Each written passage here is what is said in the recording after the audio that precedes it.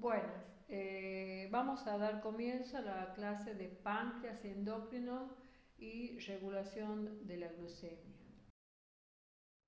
El objetivo de esta clase es reconocer las hormonas y comprender los mecanismos que intervienen para mantener la regulación de la glucemia. Y si hablamos de hormonas, la principal hormona que interviene en este mecanismo de regulación de la glucemia es la insulina. Esta frase de los efectos de la insulina está tomada textualmente del libro que usa la cátedra como sugerencia bibliográfica, que es el del doctor Covielo. Y dice que los efectos, ¿qué es la insulina y qué efectos tiene? La insulina tiene efectos como una hormona anabólica, la que favorece todos los procesos que llevan a que la glucosa y nutrientes, o sea, otros nutrientes a partir de la glucosa, sean utilizados por los tejidos como fuente de energía y depósito de reserva. Es decir, es una hormona anabólica y utiliza principalmente la glucosa y otros nutrientes, pero ¿cuál es el objetivo? La obtención de energía para usarla en ese momento o bien depositarla en tejido adiposo como tejido de reserva. Al hacer esto, ¿cuál es el efecto que tiene la insulina? Es disminuir la glucemia. Bueno, veamos entonces este primer objetivo como yo les había dicho. La insulina. Entonces tenemos, ¿qué vamos a ver de la insulina? Vamos a ver primero el sitio de síntesis, la estructura química y la regulación de la secreción. Después vamos a ver la vida media, el metabolismo, el transporte, la interacción con la hormona receptor y los efectos fisiológicos. Veamos, a medida que vaya pasando la clase, yo les voy a ir volviendo a poner esta diapositiva que resume cuáles son los objetivos de la clase. Entonces empecemos con el objetivo sitio de síntesis, estructura química y regulación de la secreción. Sitio de síntesis. Bueno, el páncreas, ustedes saben que el páncreas es un órgano que tiene dos funciones. Una función endocrina y una función exócrina. La función endocrina es lo que vamos a ver ahora. La función exócrina, que es la secreción de enzimas digestivas, lo vamos a ver en el trabajo práctico, en los módulos de digestivo. Entonces, veamos entonces las consideraciones anatómicas. El páncreas está formado por dos tejidos diferentes, la glándula de secreción externa, que son los acinos glandulares, y cada acino tiene un conducto excretor para el jugo pancreático, eso es lo que yo les decía del páncreas exócrina, y la glándula de secreción o endocrina interna, que está formado, esto es lo que vemos ahora, por los islotes de Langerhans situados entre los acinos, digamos que están distribuidos en forma de conglomerados, ¿no? Hay una rica red vascular y la vía de eliminación para el páncreas exócrino son estas que están acá, que son la vía de eliminación total, digamos, del páncreas. Ahí tenemos entonces el colédoco, que sería el conducto que desemboca la secreción biliar, el conducto de Santorini, que es el menor, y el conducto de Wilson, que es mayor, y que estos son los conductos que vierten la secreción exócrina del páncreas al duodeno. La secreción endocrina o de insulina no está dibujada acá, pero ustedes saben, ya vamos a ver más adelante, y ustedes saben que la insulina, como todas las otras hormonas, tiene una circulación sistémica, entra por circulación sistémica, no va al tubo digestivo. Y si llega al tubo digestivo lo hace a través de la luz o de la membrana vasolateral de las células del tubo digestivo. Bueno, o sea que, resumiendo, Esto es un repaso para que vean los conductos del páncreas, un repaso de anatomía, y para que vean cómo desemboca el jugo pancreático en la secreción, con la secreción exócrina en el duodeno.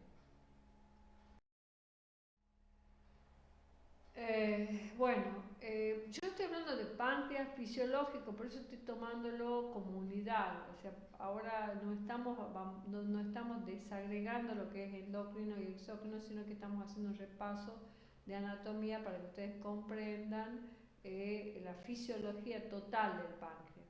Tienen que tener en claro la fisiología total del páncreas. Y en toda esta clase, por supuesto, vamos a hacer hincapié en la secreción endocrina de insulina. Pero veamos este pequeño repaso. Entonces, las consideraciones anatómicas: el páncreas tiene, recuerden, viene de dos brotes, dorsal y ventral, del intestino en el feto. A la sexta semana ya se empieza a diferenciar, o sea, hay un origen común, y está en el feto ya el componente endocrino, que es el 10%, y en el adulto, que es el 1% del volumen total del páncreas. Es decir, a medida que va creciendo el individuo desde que nace hasta los 2 años, el páncreas crece la función endocrina crece a mayor aceleración.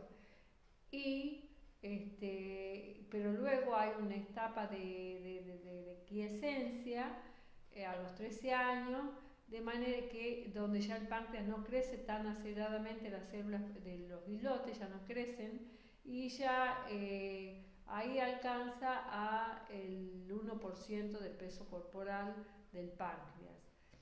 Por eso es que esa gran cantidad, por ejemplo, en los niñitos de 2 años de células endócrinas del páncreas, hace que no aparezca incidencia de diabetes tipo 1 en menores, o sea, diabetes tipo 1 insulino dependiente en niñitos menores de 2 años. Era la del Santorini. La del Santorini, que estaría arriba, ¿no es cierto?, desembocaría en el ámpula menor. Bueno, ahora veamos qué es el páncreas, digamos, cómo es la estructura del asino. Esto es un dibujo, una representación esquemática. La bibliografía no está puesta acá, pero se lo digo yo. Esto tomado del Husserl, séptima edición.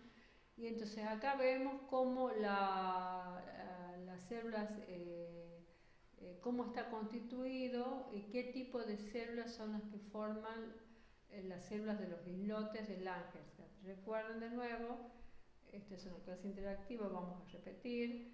Es un 1% del volumen del páncreas total, está ocupada por muchos de estos acinos, digamos. Estos acinos, es uno de ellos y está representado acá esquemáticamente. Entonces, veamos. Las células está formado por 4 tipos de células: las células A, las células B, las células D y las células del polipéptido pancreático o PP. La mayor proporción de células de los islotes obviamente son las células beta o las células B, que secretan insulina, que están en la parte central del islote. En la parte periférica del islote están las células A o alfa, que secretan glucagón y son un 25% en proporción en el islote. Las células D o delta, que son el 10%, también son periféricas y secretan somatostatina. Somatostatina es importante porque es una hormona de inhibición local o paráclina a las otras células. Ya vamos a ver eso. Luego están las células en menor proporción, que son esas oscuritas, que se las ve ahí, que son las células P del polipéptido pancreático. Estas que están acá. Bueno, entonces vamos ahora un capilar sinusoide. Esto es una microfotografía y es más o menos el esquema, ¿no? Entonces acá tenemos en la periferia. Acá tenemos los capilares sinusoides en el centro, por donde va a vertirse la secreción de insulina, lo que yo les decía. La insulina es una hormona y tiene circulación sistémica. y la circulación va a ir desde adentro del páncreas hacia el islote. Las células, los capilares, desde el islote hacia el capilar sinusoide. Este capilar sinusoide está compuesto por células endoteliales. Esas células endoteliales tienen espacios grandes y por donde ahí va a penetrar la insulina. Acá tiene, y todas las otras hormonas que se secreten. Acá tiene 300 micrómetros el páncreas. Y bueno, de nuevo acá está la repetición, las células alfa, las beta, las delta. ¿Sí? La somatostatina es mayor, la secreción es 20 veces mayor en el recién nacido que en el adulto. La insulina se secreta no sola, sino que está unida a un complejo insulina-SIN, y hay otras hormonas la hormona de acción parácrina, que son inhibidores de la insulina, el polipéptido pancreático es una hormona de acción parácrina que inhibe a la insulina, al glucagón y al polipéptido pancreático por autofeedback negativo. ¿Cómo está inervado el páncreas? Bueno, tiene un sistema parasimpático, una doble inervación, siempre hay una doble inervación.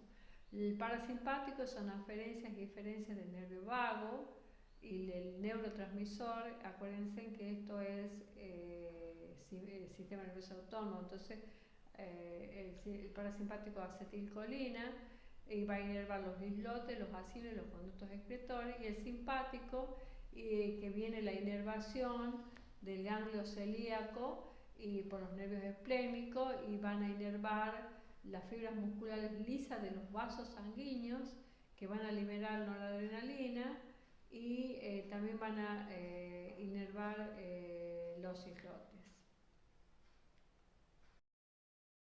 En esta diapositiva vemos la inervación pancreática parasimpática.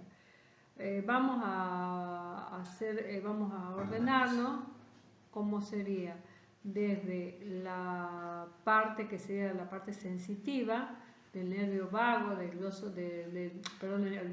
décimo par, del nervio parasimpático.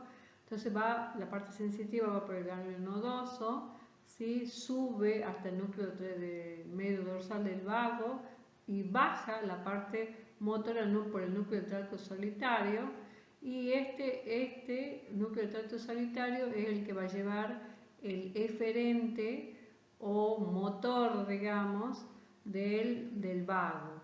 Este es el que va a dar la respuesta, este va a dar la sensación y este va a dar la respuesta. Eso van a ver bien en el sistema nervioso. Por ahora lo veamos así, digamos, o pueden repasar de anatomía igualmente, ¿no?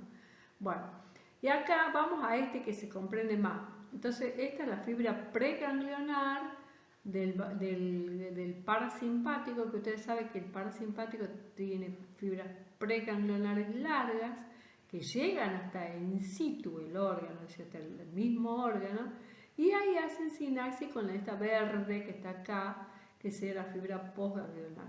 Esta es una sinapsis de fibra pre y postganglionar, y acá hay acetilcolina, pero esta acetilcolina no es la misma que la que actúa luego en la liberación de insulina. Esta es una insulina que tiene otros receptores, acetilcolina. Pero esta acetilcolina acá hay receptores diferentes a los receptores que van a ver acá después en este punto. Entonces, bueno, acá viene entonces la liberación de acetilcolina, actúa sobre unos receptores de tipo nicotínicos, y después viene la fibra en verde, la fibra postganglionar entérica, ¿no es cierto? Esta fibra postganglionar que ya está entrando ustedes ven acá está el islote en el medio y acá están todos los acinos. Este sería el páncreas exócrino, este es el páncreas endócrino. Entonces acá se libera acetilcolina, y esta acetilcolina es una estimulante de la liberación de insulina. Síntesis y secreción. Bueno, ahora veamos que esta es la forma que tiene la insulina. Esta es la insulina, esta es la hormona, la que está acá abajo. Acá arriba ustedes ven que la insulina tiene forma, yo le diría como de una arroba. Entonces, bien, tiene dos cadenas, la cadena A y la cadena beta. Pero sin embargo, la cadena beta o la cadena B, si uno la viera, la insulina empieza a sintetizarse desde acá, o sea, desde el extremo amino, y viene y sintetizándose, luego da la vuelta, ¿no es cierto? Todos estos aminoácidos constituyen el péptido C o el péptido conector, y esto luego sigue y hacia la cadena A. ¿Por qué se llama entonces cadena A, B y cadena A si están al revés, digamos, en el camino de la dirección de la síntesis? Que siempre la dirección de la síntesis, recuerden de bioquímica, es desde el amino hacia este extremo que es el carboxilo terminal.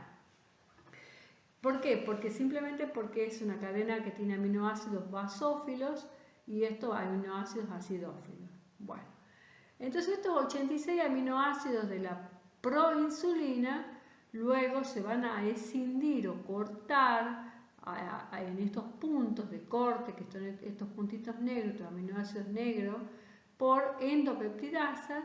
Va a haber primero un punto de corte acá y luego un punto de corte acá, y va a liberarse esto que está acá abajo, que es el péptido C o el péptido conector. Este péptido C o péptido conector, entonces ya acá vamos a tener una molécula de insulina más el péptido C. Este péptido C es importante que lo tengan en cuenta porque a la hora de segregarse, esta síntesis se hace en el límite extracelular de la célula, o sea que se secretan isoconcentraciones de péptido C isoconcentraciones de insulina, o sea que están a la misma concentración. Así que si yo quiero saber cuál es la concentración sanguínea de insulina, yo voy a poder tranquilamente dosar la concentración de péptido C, que ya vamos a ver que tiene mayor vida media. Bueno, esta insulina, recuerden de bioquímica, está unida por puentes disulfuro, y acá yo les he puesto estos asteriscos de que si falta este aminoácido, falta estos puentes, la insulina pierde su poder hormonal. Entonces son cuestiones que sí o sí no se puede perder en la insulina. Y acá esto, ¿por qué está subrayado este aminoácido, digamos, puesto dibujado? ¿Por qué con lapicera? ¿Por qué? Porque este último aminoácido de la cadena beta, ¿sí? El extremo carboxilo de esta cadena beta, ¿sí? Este último aminoácido es el único diferente con el cerdo. Por lo tanto, se usaba, también se sigue usando, pero la primera insulina que se usó para inyección en diabéticos que tenían tipo 1 humano era la insulina de cerdo, ¿no? Que es muy compatible con la insulina humana. Acá tenemos entonces la síntesis y secreción. Vemos cómo empieza desde el núcleo. Esto ya lo he visto en biología. Acuérdense que fisiología siempre integra contenido de otras materias, entonces ya saben todo esto ustedes, como el transporte Golgi, ¿no? Y acá tienen los gránulos secretorios, beta, maduro. Acá, ¿cómo se hace? Bueno, y acá están los pasos. Acá tenemos la insulina más grande, o sea, la preproinsulina y los tiempos que demora este proceso. La preproinsulina es una hormona más grande, luego se corta en la proinsulina, que es la que yo les había mostrado en la diapositiva anterior, la proinsulina, acuérdense de 86 aminoácidos, luego viene, va haciendo el transporte en el Golgi, y esa proinsulina ya en los gránulos es donde ya se va escindiendo por las endopeptidasas, ¿sí? Y ya se forma la insulina más el péptido C. Eso luego queda almacenado en los gránulos beta, ¿sí? Acuérdense, acá no está, pero acá es donde se asocia con el zinc, en estos gránulos. Y estos gránulos luego se van, cuando hay un estímulo, estos gránulos que tienen insulina sin acumulada dentro del gránulo. ¿Qué es lo que va a pasar? Cuando hay un estímulo, estos gránulos van a viajar hacia la superficie de la célula beta y se van a unir y se va a producir una exocitosis por liberación, por unión de los gránulos con la membrana plasmática, y se va a liberar ahí la insulina. Pero esa exocitosis tiene que estar regulada, ¿por qué? Por el calcio. Cuando aumenta el calcio citosólico en la célula beta, se activan las quinasas que hacen que este proceso de exocitosis se produzca. Y además hay una ayuda para esto, que son unos filamentos que van a constituir el citoesqueleto de la célula beta. Eso que están viendo, que yo estoy hablando de calcio, que acá va a haber una unión al calcio camnodulina y que acá va a haber una exocitosis, esto se llama regulación de insulina, secreción de insulina regulada, es decir, regulada o estimulada. Pero después de acá, cuando ya está la insulina formada, hay una secreción muy pequeña, pero continua, que no depende de que haya estimulación por calcio. Y esa secreción pequeña y continua se llama secreción constitutiva. O sea que hay una secreción basal constitutiva pequeña de base, y hay una secreción regulada o estimulada, que eso es lo que vamos a ver en fisiología. ¿Cuáles son las hormonas que estimulan la secreción de insulina de los islotes? Bueno, para terminar esto, de repasar que había en los islotes, no tan solo hemos dicho que había insulina, sino que tenían en estos islotes, digamos, no en los islotes, sino en la célula que secreta, en la célula beta de los islotes, ¿sí? En la célula beta de los islotes que secretan insulina, estos gránulos de secreción de insulina no tan solo contienen insulina, sino que contienen 3 hormonas más en el gránulo. Uno es la beta-granina, que da origen a la otra hormona, que es la pancreostatina, que es no confundirse pancreostatina con polipéptido pancreático. Los polipéptidos pancreáticos están en otra célula. Acá estamos hablando de la célula beta del islote, ¿sí? Bueno, entonces tenemos la beta-granina, la pancreostatina, que es un modulador de la secreción de insulina, como yo les había dicho, la célula C, que serían las células de amilina o amiloide pancreático, que es un polipéptido de 37 aminoácidos, o el polipéptido del amiloide del islote, ¿sí? Que es similar al péptido relacionado con el gen de la calcitolina, y que este amiloide, este IPP o amiloide pancreático o amilina, digamos que es nocivo cuando se acumula.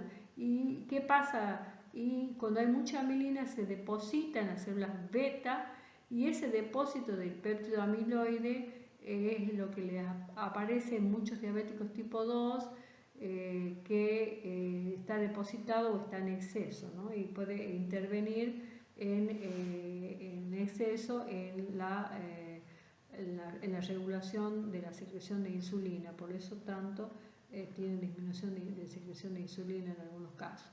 Bueno, veamos entonces que este péptido amiloide tiene un efecto vasodilatador del islote, y también actúa en el retículo de Webb para, digamos, este retículo es el que favorece el viaje de la insulina hacia, o el viaje, digamos, del cuerpo del gránulo maduro hacia la superficie de la membrana celular. Hay gránulos que no se secretan, y por lo cual las células va a producir lo que es el fenómeno de crinofagia, y esos elementos que van a entrar a los lisosomas y van a ser reutilizados algunos aminoácidos para la síntesis novo de insulina.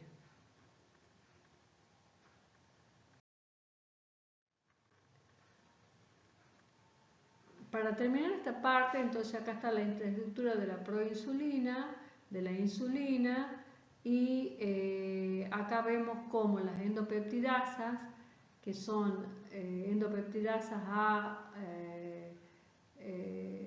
o B, según sean las cadenas que van a romper, van a desagregar, van a liberar lo que ya les había mostrado, la insulina del péptido conector o el péptido C. Esto que está acá es la forma que tiene ya la insulina liberada. Y aquí están los aminoácidos que van a constituir los extremos de la cadena. Porque acá teníamos el inicio de la cadena con este aminoácido, que es el extremo amino, esto es de, acuérdense, de la cadena beta, ¿sí? Y termina en este extremo carboxilo, ven acá ese COO, este es el aminoácido que termina esta cadena. Y acá vemos la cadena A, y este es el extremo carboxílico con el aminoácido glicina. Para terminar entonces esto del fenómeno de producción de insulina, acá tenemos, resumiendo, preproinsulina grande, acá tenemos un péptido señal, que no se sabe la función que tiene, y de ahí se corta, acá tenemos B, la cadena B, C y la cadena A, acuérdense, amino y terminal de transcripción, el péptido D, que también se excinde, y acá tenemos la proinsulina, ya lo saben, el péptido conector de 35 aminoácidos, y el de 89 aminoácidos tenemos la insulina propiamente. Esto es para repasar, lo dejo acá. Y ahora sí se termina la primera parte de la clase. Gracias.